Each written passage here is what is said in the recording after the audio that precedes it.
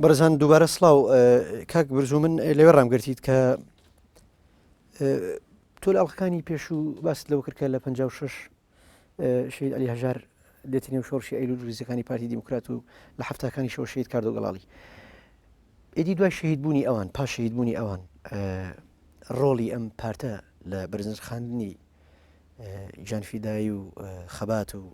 شۆڕژیێڕی ئەم دوو سەرکردەیە چی بوو؟ مەڵە بەداخەوە جگە لە شەید علی هەژار و کاردۆ گەڵاڵی سەیدا ساڵح یوسفی یەکێک بوو لە دەستەی دامەزرێنەری پارتی دیموکراتی کوردستان. بەڵێ دەتوانین بڵێ ئەوەش ینی وەکو بە حزبی بوونێکە لەبەرەوەی لە ڕێزکەی خەباتی ئەو قۆناغا دەرچوون بەرەو بیرێک بۆ چوونێکی تازە لە ئەدەبیاتی پارتی دیموکراتی کوردستانیش سەیر دەکەی ناوی ئەو کەسانە زۆر لاواز دێت. جگەلەوە ئاز دەکەی بەپێی ئەو ئۆرگانە گەورەی کە پارتی دیموکراتی کوردستانیش هەیەی لە بواری ڕاگەیاندن هەز دەکەی یادکردنەوەیان نییە ناویان نایەت بەداخەوە ینی بیرکردنەوە لە مەسلەی شەهیدان تەنیا ئەوە نییە تۆ موچەیەک بۆ خانەوادەکەی ئەوەندەی کە لایەنە ڕەمزی و معنەویەکەی لایەنە ڕەمزیەکەی لایەنە معنەویەکەی کە شەهید ئەو شەهیدانە دەوریان چی بووە لەو شۆڕشە دەوریان چی بووە لە خەباتەکە بەرزنرخاندنی ئەوە گەورەترین سەرمایەیە بۆ نەوەکانی و بۆ میلەتەکەش. من چەند ئیمتیازی مادی بدەم بە خانەوادەی شەهیدان بە قەت تۆسقاڵێک ئەوە دەوری نییە کە تۆ معنەویان ڕێزی لێ بگریت بەداخەوە بیکەیتە سمبول. بەڵێ بە تاکید باش ئاڵێن کاک فازل میرانی بەڵێنی پارچە زەویشیەوە بە خانەوادەی شید علی هەژار و وەڵام دواتر کە زانیوێتی ئێوە نابنە پارتی و ناسنی ڕێزەکانی پارتی پەشیمان بۆ تۆ ئەمە چەند ڕاستە؟ بڕوا ناکەم ئەو هەواڵە ڕاست بێ وانە بووە نەخێر خۆی کاک فازڵ لە سەرەتای هەفتاکان یەکێک بووە زۆر لە شەید علی هەژار نزیک بووە کە شەید علی هەژار ئەو کاتە بەرپرسی مەکتەبی ڕێخستنی پارتی بووە. کاک فازڵ و کاک کەمال مەحیەدین و کاک فەوزی ڕەشید و بە تایبەت کاک کەمال مەحیەدین و کاک فەوزی ڕەشید باڵی مەکتەبی سیاسی بوون گەڕابوونەوە لەگەڵ کۆمەڵە کادیری تر ئەندامی مەکتەبی ڕێخستن بوون لەگەڵ شەید علی هەژار. وەکو من پێشتر باسم کرد مەسەلەی زەوی یا مەسەلەی موچە دەورێکی گرنگی نییە بۆ بنەماڵی شەید علی هەژار پێم وایە بۆ هەموو بنەماڵی شەهیدان. ڕاستە لایەنێکە بۆ لایەنێکی گرنگە ئێستاش دەیان شەهیدی قارەمان هەیە کرێنشینە لەو وڵاتە زیاتر دەکرا ئەو هەواڵانە دەوری کاریگەریان هەبێت لە بە سمبولکردنی ئەو شەهیدان. بڵێ من لەگەڵتم کە لایەنەمادیەکە ئەوەندە ئەو گرنگی نییە بەڵام مەبەستم لە تێگەیشتنی حیزبی کوردیە بۆ چەمکی شەهید و شەهید بوون و دواتر دابەشبوونی ئەم شەهیدانە بەسەر ئۆرگان و بەسەر لایەن و پارتە جیاوازەکانە. باشە ئەی کەواتە بۆچی شەقام لە هەولێر لە گەڕێکی زانیاری لە هەولێر ئەو گەڕەکە ئەکرێ بە ناوی شەید علی هەژار و دواتر لە جادەی مندکاوە لە گەڕێکی ڕووناچی هەر لە هەولێر شەقامی ئەکرێ بە ناوی کاردۆ گەڵاڵی و دواتر هەردووشیان لابرێن بۆچی لابرێن ئەم هەرچەندە ئەمە ئەو کاتێک کە ئەو شەقامانەمان ناو لێنا لە لای خۆمانەوە دەستمان پێکرد بوو ینی لە ڕێگەی شارەوانی و بە تەرقیمکردنی جادەکان نەبوو هەر ئەو کاتە هەر نەبوو وەکو حکوومەت ئەو کاتە بۆ وای لێ هات بوو هەر لایەنێک شوێنێکی بەشیا و دەزانی ڕسمێکی شەهیدەکەی لێدانا و بۆ شێوازە بوو بەڵام ئەوە ڕوبەڕووی پارتی دیموکرات و بە تایبەت ئیدارەی هەولێر دەکرێتەوە. تۆ دوو کەست هەیە لە خەباتی شۆڕشەکەی تۆش بەشدار بووە لە خەباتی نوێش بەشدار بووە خەڵکی ئەو شارەشن بەو شێوەیە شەهید بوون ئەو دوو شۆڕش جێڕە گەورەیە. تۆ من کە لە هەولێر دەڕۆم سیر دەکەم هەندێک شەقامە بینم بە ناوی سیر نازانم ئەمانە دەوریان چی بووە بۆ خەباتی ڕزگاری خوازی گەلی کوردستان یا تەنانەت بۆ خەباتی ئەو پارتانەش کەچی ئەو دوو شەهیدا لەبەر ئەوەی گۆڕیشیان نییە ئێمە داوامان کرد چەند جارێکیش داوامان کرد کاکە شوێنێکی شیاو بە ناوی ئەوان بکرێتن هەر دڵنەوەی خانەوادەکەی و هاوڕێیەکانێتی کە گۆڕیان نیە وابزانین ئەوە گۆڕەکەیانە ڕوحیان لێرەیە بەداخەوە ئیدارەی هەولێر لەوە زۆر کەم تەرخەم بوو هیچ ڕێزێکی بۆ ئەو دوو شەهیدە دانەنا کە دەبواە شوێنێکی شیاویان بەناو بکە سەرڕای ئەوەی کە پێشتر باسم کرد کە پارێزەران وەکو هەستکردن بە مەسئولیەتێک بەرامبەر ئەو دوو هاوڕێ شەهیدەیان هەستان ژووری محامیان بە ناوی ئەوان کرد بۆ ماوەی یەک ڕۆژ لابردرا ئەنێ لە هیچ قاموسێکی سیاسی تۆ ئەوە ناتوانانی حەل بکەیت ئەی باشە ئەو دوو شەهیدە کە ڕژێمێکی دڕندەی وەکو ڕژێمی بەعز بەو شێوەیە لە ناوی بردن و تەنانەت نەهێشت ئاسەواری گۆڕیشیان ببینێ تۆ چۆن بەرزی دەنرخێنی بە موچە خێر بەز نییە ئەوە باشە کەواتە ڕۆڵی هاوڕێ نزیکەکانی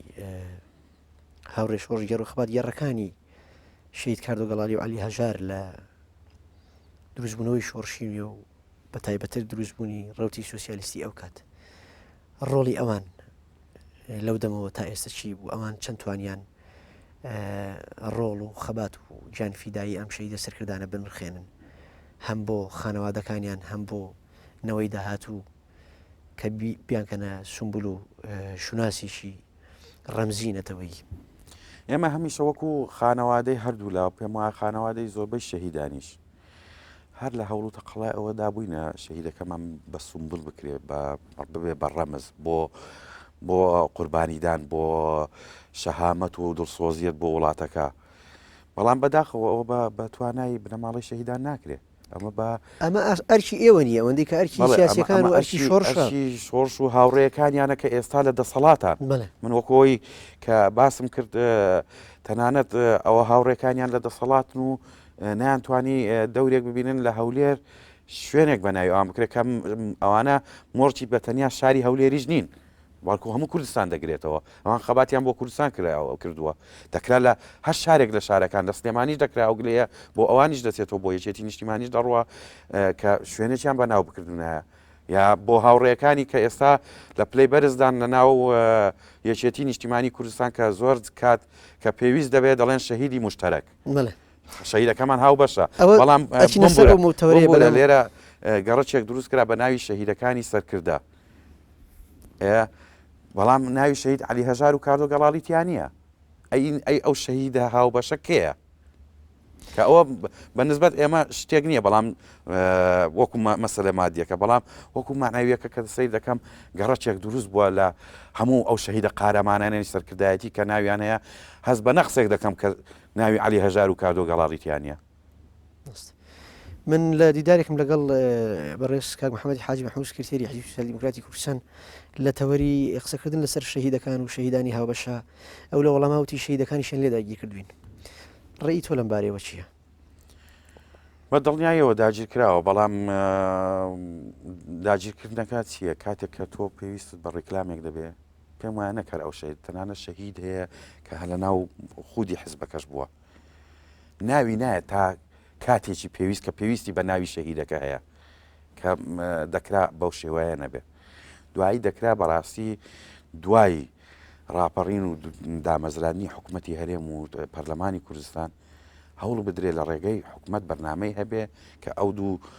پارتە دەسەڵاتدارە تێدا بەشدار بوونە کە لە زیاتیەوەی باز لە شەهیدی مشتەرەک بکرێ باز لە شەهیدی کورد بکرێ بەداخەوە ینی وەزارەتی شەهیدانیش بەو شێوازە هەڵنەستا ئەوەش دەگەڕێتەوە بۆ ئەو فترەیە کە ڕاستە شەڕی ناوخۆ بوو بەڵام دوای شەڕی ناوخۆ دەبواە حکوومەتی هەرێم بەرنمەیەکی تۆکمە و پتەوی هەبێ بۆ دواترینە سەر ڕۆڵی حکوومەت ئێستا جارێ ئێستا ئەمانەوێ وەفای شۆڕش وەفای هاوڕێ شۆڕژێڕەکانی کاردو و علی هەژار بنرخێنین دواتر باسی ڕۆڵی ئیداری کوردی و حکوومەت و وەزارەتی شەهیدان و دەستگای شەهیدانەکەین ئەمێ پرسیارێ بکەم ئەگەر بەراوردێک نێوان شەهیدی سەرکردە علی عەسکەری و علی هەژارە بکەین تۆ هەست ناکەی برادرانی یەکێتی توانیویانە باشتر ڕۆڵی شەهیدی سەرکردە علی عەسکەری بنرخێن و بەرزڕای بگرن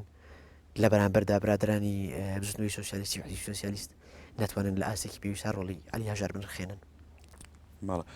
خۆی هەموو شەهیدەکان شەهیدی قارەمانن هەمووشیان ناو و ناوبانجی خۆیان بەس نرخانی بەر لەوەش وەکو نرخاندنیش ڕاستە بەڵام بزوتنەوە وەکو بۆم باس کردی ناتوانی دواتر حزبی سۆسیالیسم بگاتە دەسەڵات بتوانێت بەداخەوە کە من لەگەڵ ئەو ڕایە نیم کە هەر حزبێک ئەگەر شەهیدەکە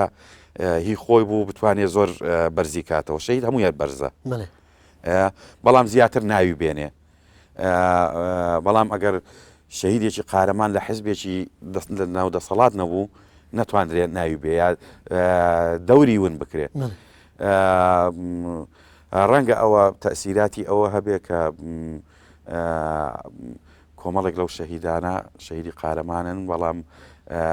لەناو ئەو پارتەی کە دەسەڵاتی هەیە هاوڕێی نزیکتری هەبووە یا زیاتر بە ڕابردووی شەهیدەکەشەوە هەیە کە بتوانرێ خانەوادەکەی دەوری کاریگەتری هەیە لە ناو ئەو حزبە و ئەو لایەنە کە بتوانرێ زیاتر بە سمبولی بکرێتن. باشە بە بڕێک لەسەر چەمکی شەهید و چەمک و مانە و دەلالت جیاوازەکانی شەهید و ڕەهەندە فراوانەکانی شەهید بوون و ژیانفیدایی لە نێو عەقلی سیاسی و دنیابینی سیاسی و بیری سیاسیەکانی ئێمە بڕێک هەڵوەستە بکەین. تۆ پێدوانیە بە مڵکیکردنی شەهید لەلایەن حیزبەوە ماڵۆپۆڵکردنی جەستەی ئەم کائینە گەورەیە کە شەهیدە بۆ خۆی بیرکردنەوەیەکی زۆر پاسیڤ و ناتەندروستە بۆ مانای کە شەهید مڵکی میلەتە نەک مڵکی حیزب. شاعری کورد شێرکۆبێکەس لە شوێنێکە باز لەوە کە ئەڵێ پێشمەرگە تا ئەو لەحزەیە مڵکی حیزبێکی دیاریکراوە تا زیندوو و کاری سیاسی کات بەڵام کاتێک کە شەهید دەبێ ئیدی تێکەڵ بە دەریای قوربانیەکانە بێ و دەبێتە مڵکی خەڵک. بۆچی ئەدەبیاتی شۆڕش و ئەخلاقی سیاسی ئێمە بەم شێوەیە لە شەهید ناڕوانێ بۆچی پێی وایە تەنها مڵکی حیزبێکە و ئەبێ ئەو مزایدەی سیاسی پێوە بکات. خۆی دەکرێت ئەو حزبە شانازی بەوە بکە کە ئەو شەهیدە ئەندامێک بووە بەڵام بەر لەوە ئەوان مڵکی میلەت بەڵام مڵکی میلەتن پێم وایە هەر کەسێک کە چووەتە ڕیزی خەباتەوە بە بیر و ڕایەک لە ڕێکخراوێکی سیاسی کاری کردووە بەڵام بۆ ئەوە کاری نەکردووە ئەگەر شەهید بوو بۆ ئەو ڕێکخراوە سیاسیە شەهید بێ ئەو خەباتی کردووە بەرامبەر بە دوژمن بۆ ڕزگارکردنی کوردستان بووە بۆ ئەوە بووە بەداخەوە ینی ئێستا کۆمەڵک شەهیدمان هەن بۆ لەو پێناوەدا ڕۆیشتن کە بەڕاستی ئێستا خەریکە ناویان نامێنێ ینی بە حزبی کرا شتەکان زۆر بەداخەوە ینی کۆمەڵک لەوانەی کە دەوری باڵیان هەبوو تەنانەت تا دوای ڕاپەڕین کەسێکی وەکو خوا خۆش بوو ڕەسوول مامەد سکرتێری حزبێک بوو ئێستا خەریکە ناوی نامێنێ معلم ئەو بۆ ئەو لە دەستەی دامەزرێنەری بزوتنەوە بوو دواتر لە ڕێکخراوێکی تریشە کاری کرد بەڵام ئەو بۆ هەدەفی ئەوە نەبووە بۆ ئەو هەدەفە کردوێتی کە کوردستان ڕزگار بێ و سەدان شەهیدی تر بۆ نمونە شەهیدان ئەحمەد فەقیڕەش سەی سەلیم بەرزنجی حوسێن دۆشکە تا تاهیری عەلیواری کە لە کوردستانی ئێران شەهید بوو بەشداری لە خەباتی ئەوێ کرد سەلیم ئاغۆک حەمە غەفورە ئاغزەلەری کۆمەڵێک لەوانە ئەنوەری مەجید سوڵتان کە باسم کرد شەهید تاهیری عەلیواری بەگ بەڵێ ئەلبەتە زۆرن بەڵام ئەمە تۆ هەز ناکەی ئەمە لە نێو چەمکی شەهیدانی هاوبەشە بە جۆرە لە جۆرەکان ئەم شەهیدانە ڕۆڵیان ون بووە بوونەتە کۆمەڵەیەک بوونەوەری ون و بەرز نانرخێنرێن ئەم هاوبەشی بوونە لە نێوان حیزبەکانە هێنان و بردننی جەستەی شەهید لە نێوان دیدە سیاسیەکانە هەز ناکەی ئەمە وای کردو کە ڕۆڵی ئەو شەهیدانەون بێت بە دڵنیاییەوە ئەوە هۆکارێکە بەڵام بەداخەوە خۆی دەبواە ئێستا وەزارەتی شەهیدان و کاروباری ئەنفال تاکە وەزارەت بێ لە کوردستان وەزارەتێکی یەکگرتوو بێ وەزارەتێکی حکومیمی بە معنای کەلیمە حکوومەتێکی کوردی کە شەهید هەمووی بە شەهیدی کورد بزانێ بۆ نمونە ئەو وەزارەتە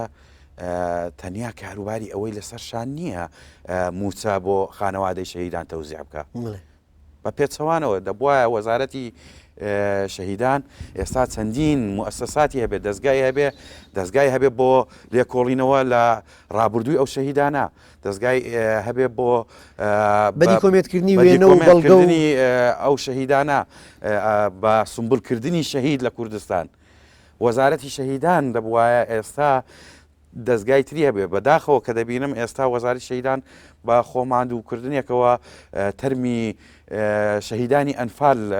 لەو سەحرایانە دێنێتەوە تەنیا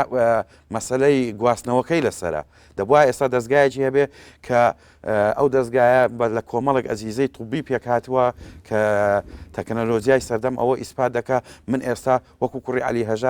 علی هەژار تەرمەکەی وونە خوێن لە من وەردەگرێت بە فەحسی دیNA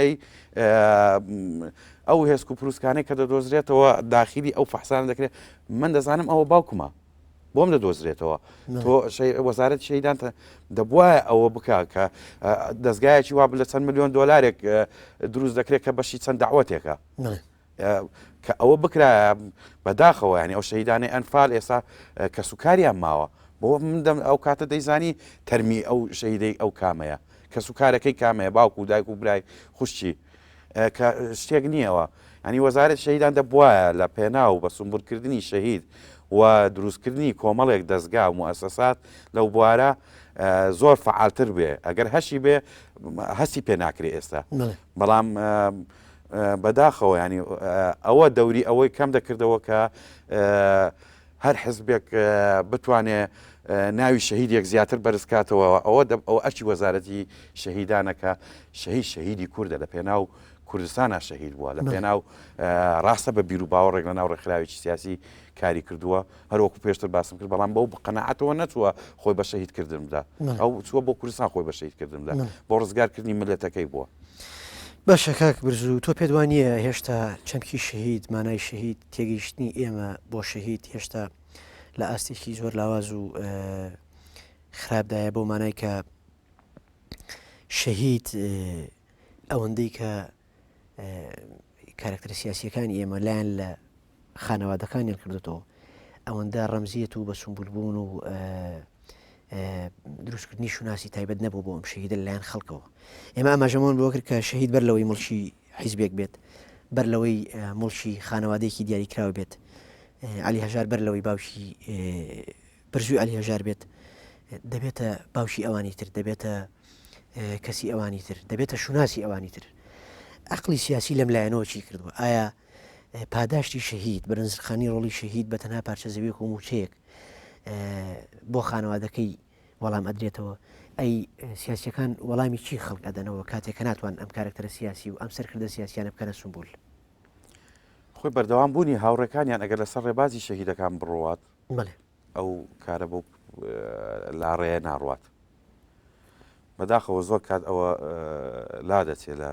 ڕێچکەی خەباتەکە هەمیشە وەکو ئاماژەت پێ کرد شەهید مڵکی حزبێک نییە شەهید مڵکی ملەتە چکە خۆی لە پێنا ئەو ملەتە بە شەهیدکردن داوە بەداخەوە تا ئێستا لە ناو ئێمە ئەوە ماوە فلان حزب فلان شەهیدی تیا بوو ینی کەس باسیەوە ناکە قارەمانیەتی زۆر جار ئەڵێ لە فلان مەفرێزەی فلان حیزبە فلان کەس وای کرد ڕاستە خۆ ئەوە قارەمانیەتێکی گەورەیە بەڵام دواتر وەکو باسم کرد ئەمانە دەکرا لە سەردەمی شاخ کە هێزەکان پارچە پارچە بوون هێزەکان جیاواز بوون شەڕی ناوخۆ هەبوو بەڵام ئێستا حکوومەتی هەرێمی کوردستان هەیە ئێمە وا ئێستا باز لە دروستکردنی دەوڵەتی کوردیەکەی ئەی نەوەکانی دوا ڕۆژ بم کە بێن بزانن ئەو دەوڵەتە چۆن دروست بووە ئەبێ حزب بە حزب پەیدا بچن پێویستە وەکو باسم کرد وەزارەتی شەهیدان حکوومەت بەرنامەی ئەوە هەبێ ئەمە وەکو وەزارەتی پێشمەرگە نییە بڵێ وڵا ئەو دوولایەنە جارێ ناکۆکن وەزارەتی پێشمەرگە ئاسان نییە یەک بگرێتەوە کاکەمانە شەهید بوون بەخوا قسە ناکەن تۆ بیکە بە یەک وەزارەت شەهید بە سمبول دروست بکە بیکە بە ڕەمزێک بۆ ملەتەکە هەست بکەیت کە بەیانی ئەو دێکۆمنتانەی کە دەکەوێتە بەردەوەی داهاتوو هەست بکە ئەو وڵاتە چۆن خەڵکانێک خۆیان بە شەهیدکردن داوە نەک هەر حزب و لایەنێک بە ئارەزووی خۆی تاریخی بۆ بنووسێتەوە. پێدوانیە لە ئێستا سوچێک پنتێک گۆشەیەک ڕاستە شەقامێک نەماوەتەوە بۆ شوێنی شەهیدێک ئەوەندەی کە سیخ ناخراوە بە ڕێکلامی بازرگانی لەلایەن سیاسی بازرگانەکانی ئێمە و بەداخەوە خەریکە ئەوە تەنانەت مەرز نییە مەسەڵەن هەر ئەوانەی ناوی شەهیدانە تۆ هەندێک شەقامت هەیە بە ناوی شاعیرێکی گەورەی کورد ئەدیبێک نووسەرێک ئەمانە هەموو ڕەمزی هەز دەکەی وا شێوازی شەقام و ناوەکەی و ڕابردووەکەی و ڕاستە پێویستمان بەوەیە بەرەو پێش بڕۆین بەرەو بیناسازی تازە بڕۆین بەڵام کۆمەڵێک کولتور وڵاتە زۆر پێشکەوتووەکان توانیویانە هەندێک شت کە پەیوەندی بە کولتور و بە ئەدەبیاتی خۆیانەوە هەیە بیپارێزن. بەڵێ ڕاستە باشە بە بڕای تۆ دەستنەبردنی پەروەردە بۆ ئەم لایەنە هیچ نەکردنی پەروەردە بۆ ئەم لایەنە و لایەنە فەرهەنگی و نەتەوەیەکەوە پێدوانیە ئەگەر سیاسیەکانی ئێمە بم ئەخلاقەوە بە مۆڕاڵ و دنیا بینیەوە مامەڵە لەگەڵ شەهیدەکانی خۆیان و شەهیدەکانی شۆڕش و شەهیدەکانی خەڵک بکەن پێدوانیەنەوەکانی داهاتوو ئیدی کەسێک ناناسن بە ناوی کاردۆگەڵاڵی و عەلی هەژار و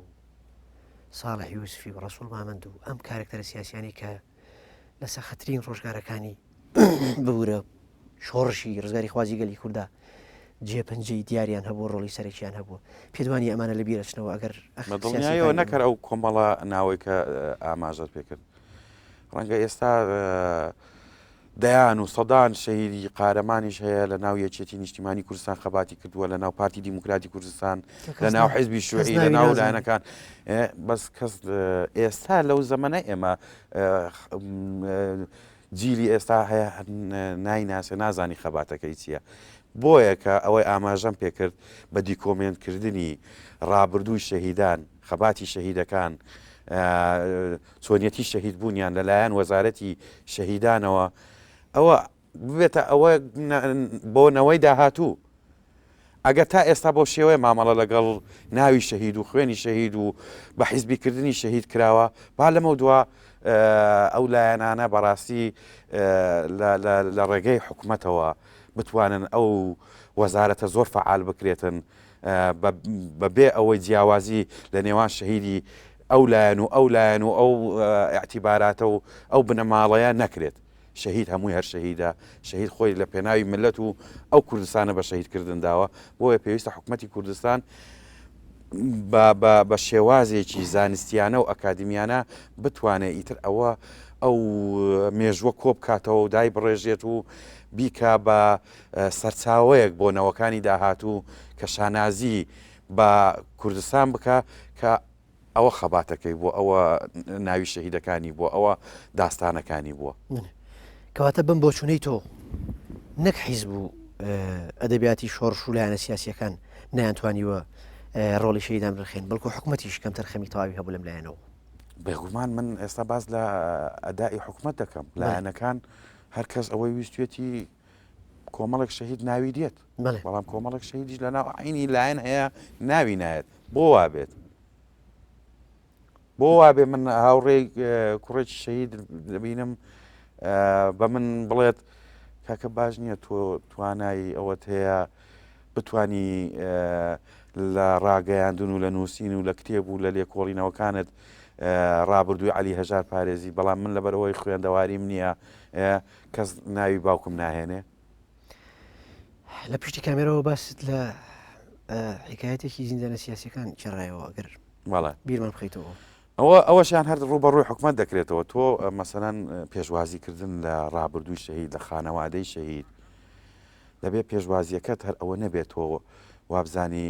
خێری پێیەکەی پارچەیەک ئەرزی دەدەیت یا موچەیەک بۆ دەڕێتەوە ئەوە مافێکی سەرەکی هەموو کەسێکە و بە تایبەت خانەوادەی شەهیدان کە قوربانیان داوە لەو پێناوە من نمونەیەکت بۆ دەجێڕمەوە لەو ماوەی پێشوو دایکم و برایەکم چوبوون بۆ وەزارەتی شەهیدان ناسنامەی زیندانی سیاسی بۆ شەهید عەلی هەژار دەربکەن بەڕێوەبەری گشتیەکە گوتبووی ئەو ڕاقانەی پێتانە کە فەرمان و مەرسومەکەی کە سەدامی دیکتاتۆر ئیمزای کردووە کە علی هەژار لە سێدارە بدێت چێ دەڵێەوە تەزبیر نییە علی هەژاری نەناسیوە علی هەژاری نەناسیوە بەداخەوە ئەوە پێشوازیکردن نییە پێدوانیە کاگ برز و پێدوانی هێشتا لە ئەدەبیاتی سیاسی ئەمەیە شۆڕش ببوورە شەهید ئەوەندە لە نێو شیعرەکانی شۆڕش و ئەوەندە لە نێو ئەدەبیاتی سیاسیە بەرز و گەورەیە لە واقع ئاوانیە لە ئەدەبیاتی شۆڕشە دەڵێ شەهید باڵایی بەقەت باڵای کوردستانە بەڵام بە هەزاران خانەوادەی شەهیدمان هەیە و تەریکە لە نیشتمانی خۆی و کرێکی لە نیشتمانی خۆی و خاوەن ماڵ نییە بەداخەوە کە ئەوە هەندێک دروشم هەیە کە تەنانەت ناگاتە دڵۆ پێ خوێنی ئەو شەهیدە زۆر باشمی بەرزن بەڵام ئێمە ئەوەی کراوە لێرەوە لە ڕێگەی ئەو بەرنامەی ئێوە پێشنیارم بۆ هەموو لایەنەکان و حکوومەتی هەرێمی کوردستان هەیە ئیتر لەمە دووە ڕێزێک بۆ خانەوادەی شەهید و ئاوڕێکی معنەوی نەکرد تەنها مادی معنەویان ئاور لە هەموو خانەوادەی شەهیددان بدێتەوە لە هەر پلەیەکا شەهید بوو زۆر باش کاک بروز من وەختم کەماوە ئاماژەم پێکەن کە بەرە کۆتایی ئەڕۆین ئەگەر بکرێ دو پرسیارەکەم لە نێو دەخا وەڵام من بیتەوە لە نێو دقەیە ئێمە وتمان کە حیزب بۆ حکومەت وەکو پێویست ڕۆڵی شەهیدانیان نرخانوە ئیدی خانەوادەی شەهیدان چیان کردو بۆ دیکۆمێتکردنی ئەو سەروەریانەی شەهید علی هەژار و کاردۆ گەڵاڵی ڕۆڵی ئێوە خۆتان وە خانەوادەی شەهید وەکو خانەوادەی شەهید پێم وایە بە تایبەت لە خانەوادەی شەهید کاردۆ گەڵاڵی نووسین کتابێک نووسرا لەسەر شەهید کاردۆ گەڵاڵی جگەلەوە پێ ئەوەی خەبەردارم کە ئێستا بەردەوامن لەسەر بەرجێکی تری کتێبەکە ئەوەی من توانیم لە ساڵی 92 کتێبێکی تۆزێک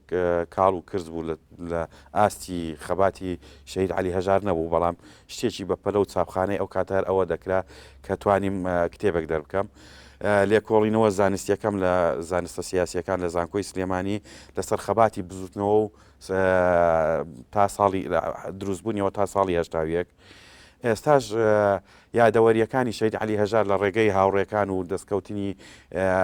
دێکۆمنت و ئەوانە بەردەوامم کە کتێبێکی لەسەر ئامادە بکەم ئەوە لەلایەنی منەوە بەڵام خۆزگە دەکرا ئەو دیکۆمنتانە وەکو وتم ئەو هاوڕێم کە باسم کرد کە کوڕی شەهیدێکە نەخوێندەوارە چۆن بتوانێت وا بکە ناوی باوکی ون نەبێ خۆزگە ئیتر لەمە وەزارەتی شەهیدان بە دیکۆمنتکردنی خەباتی شەهیدان لە ئەستۆ خۆی بگرێت موسەساتی بۆ دابنێ هەموو شەهیدێک لە یەک ئاستایە چەند پلەی بەرز بێ سەرکردە بێ یا پێشمەرگەیەکی ئاسایی بێ یا تەنانەت هاوڵاتیەک بێ کە لە پێناو وڵاتەکەی خۆی لەسەر جادەش ئەگەر بە شێوازێک شەهید بوو بێ هەموو لە ئاستێکایە زۆر باش کاک برزوو بەڕێز برزوو علی هەژار کارگەڕی پێشووی مەکتەبی سیاسی بزنەوەی سوسیالیستی دیموکراتی کوردستان و وەزیری پێشووی واستەوە گەیاندن سوپاس بۆ بەشداریت لە ڕووداوە مێژوو بۆ زانیاری و تێبینیەکانت بەڕێزان ناچارین ماڵەوەی بکەین و کۆتایی بە بەرنامەکە بێنین تا تەوەرێکی تر و میوانێکی تر و بابەتێکی تر بە خواتان سپێری خواتان لەگەڵ کاک برزوو گیان زۆر سپاس.